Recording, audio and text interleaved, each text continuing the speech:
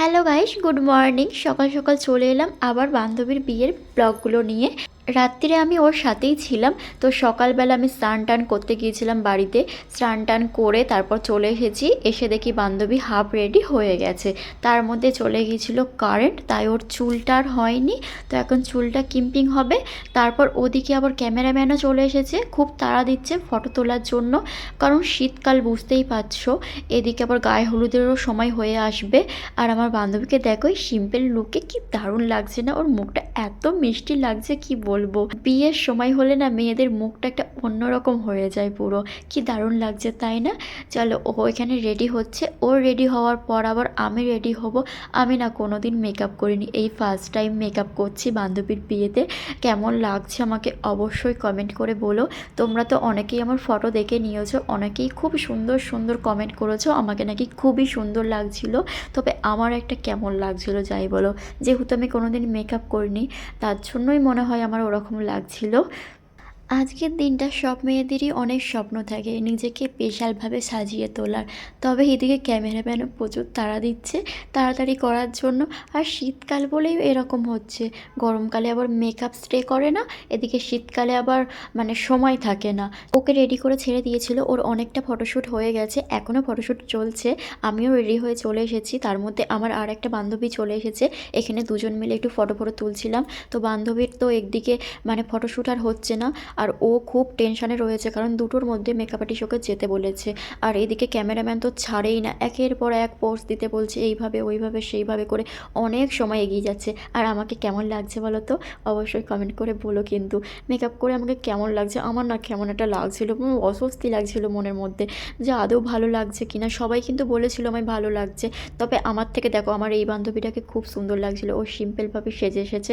তো আমি ভাবছিলাম যে কেন আমি এরমভাবে সেজে আসলাম না, সিম্পলভাবে মেকআপটা করে যেন আমাকে উগ্র লাগছে, কেমন একটা অস্থির লাগছিল মনের মধ্যে।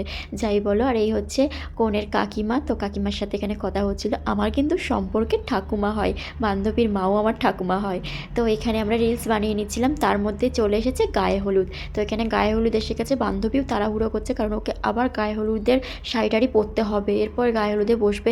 এখন কিন্তু 1:30 বেজে গিয়েছিল, মানে বুঝতে পারছো 0.5 ঘন্টা সময়, দুটোর মধ্যে ওকে যেতে বলেছে, কিন্তু দুটোর মধ্যে তো আমরা কোনোভাবেই যেতে পারবো না। আর এদিকে তত্ত্বগুলো আমাদের হাতে ধরিয়ে দিয়েছিল, যেহেতু ছেলের বাড়ি থেকে খুব কম লোক এসেছিলো, তাই আমরাই এখন বরপক্ষ হয়ে তত্ত্বগুলো নিয়ে ঘরের ভিতরে যাব। চলো তাহলে ঘরের ভিতরে যাওয়া যাক, আর তোমরাও ব্লগটা দেখতে থাকো।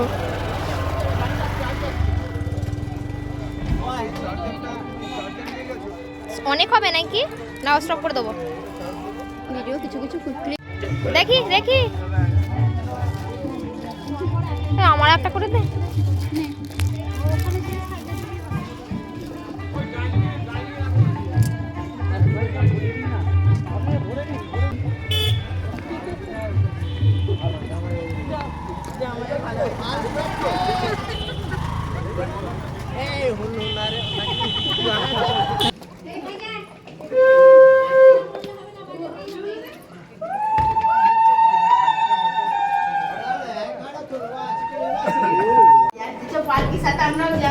পার হবে না।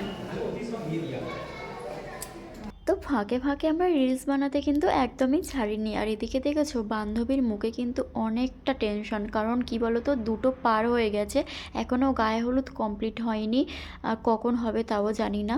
আর তো অনেকটা দেরি হয়ে গিয়েছিল আমাদের পার্লারে যেতে, কারণ এখনও দেখো গায়ে হলুদের রিচুয়াল শুরুই হয়নি, এই সবে শুরু হচ্ছে। আর তার মধ্যে ফটোশ্যুট, ক্যামেরাম্যানদের তো বুঝতেই পারছো এভাবে ওভাবে করতে করতে যতই ওনাদের বলা হোক না কেন ছাড়তে, ওনারা কিছুতেই ছাড়বে না যতক্ষণ না ওরা ভালো ছবি নেওয়া হচ্ছে। তো এখানে মায়ের সাথে ছবি নেওয়া হচ্ছিল, কনের মায়ের সাথে।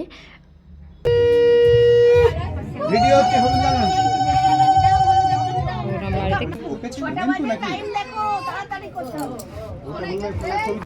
এদিকে আমার বরমশাইয়ের মুখ দেখো, মুখটা একদম গোমড়া করে রেখে দিয়েছে। ও তো আসতেই চাইছিল না, কারণ কি বলো তো, ওর কোনো সঙ্গী নাই, ও একা কি করবে এসে, আসতে চাইছিল না। আর মেন প্রবলেম হচ্ছে পাঞ্জাবিটা। আচ্ছা তোমরাই বলো তো, পাঞ্জাবিটা পরে আমার বরটাকে কি খারাপ লাগছিল? ও একদমই পাঞ্জাবিটা পরতে চাইছিল না। ওকে তো আমি সেই ফার্স্ট টাইম একবারই পাঞ্জাবিতে দেখেছি বিয়ের সময়, এই তারপর 5 বছর পর এই পাঞ্জাবি পরলো, হলুদ পাঞ্জাবিটা। কিছুতেই পরতে চাইছিল না, কিনতেই চাইছিল না। তো বান্ধবী জোর করে কেনা করিয়েছিল, তোমরাই বলো কত সুন্দর লাগছিল না পাঞ্জাবিটা পরে, তাও পরতে চাইছিল না। কি বলি বলো তো, আজব পাবলিক একটা। তো গায়ে হলুদ তো কমপ্লিট হয়ে গেছে, এখন নিয়ে যাওয়া হচ্ছে দিঘিতে স্নান করাতে। তোমাদের কাদের কাদের এরকম নিয়ম আছে অবশ্যই কমেন্ট করে জানাও। আমাদের এখানে কিন্তু নিয়ম রয়েছে দিঘি কিংবা বাবার পুকুরে, যে কোনো একটা ভালো পুকুরে স্নান করতে নিয়ে যেতে হয় কনেকে। অনেকের বাড়িতে নিয়ম রয়েছে জলে এনে স্নান করা, কিন্তু আমাদের এটা নিয়ম রয়েছে দিঘিতে গিয়ে পুকুরে গিয়ে স্নান করানোর। তাই আমরা এখন সবাই মিলে বেরিয়ে পড়েছি স্নান করাতে। ঘাটে তো আমরা এসে গেছি, তার মধ্যে পাড়াতে দুটো বিয়ে হচ্ছে, যেহেতু কোণেই কোণেই মুখ দেখতে নেয়, ওদিক থেকে কিন্তু বাজনা নিয়ে ওরাও চলে এসেছে স্নান করাতে। ওনারা দাঁড়িয়ে রয়েছে আর আমাদের এখানে ফটোশ্যুট চলছে।